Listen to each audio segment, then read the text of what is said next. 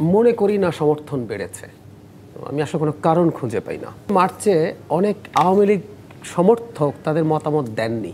এই যে পতিত সরকারের সমর্থন বেড়েছে, এই হিসাব দেখানো হচ্ছে এই জরিপে, আপনার কি মনে হয় আগামী নির্বাচনে এই সমর্থক বাড়া কি কোনো হুমকির দেখা দিচ্ছে কিনা, হুমকির সম্মুখীন হতে যাচ্ছে কিনা গোটা দেশ? আপনার কি মনে হচ্ছে? ধন্যবাদ। আমি আসলে মনে করি না সমর্থন বেড়েছে। আমি আসলে কোনো কারণ খুঁজে পাই না। কি হয়েছে আমার এটা একটা ব্যাখ্যা আছে। যখন জরিপ হয় আপনি খেয়াল করবেন অনেকে মতামত দেন না। এবারও কিন্তু আছে মতামত দেননি এমন মানুষ, তারা সিদ্ধান্ত নেননি। আমি ধারণা করি মার্চে অনেক আওয়ামী লীগ সমর্থক তাদের মতামত দেননি, মানে তারা ভেতরে ভেতরে আছেন। কিন্তু যেটা হয়, আমরা একটা ক্লোজড পোলেও, ক্লোজ সার্ভেতেও বাংলাদেশের মানুষ অনেক সময় খুব কমফোর্টেবল ফিল করেন না।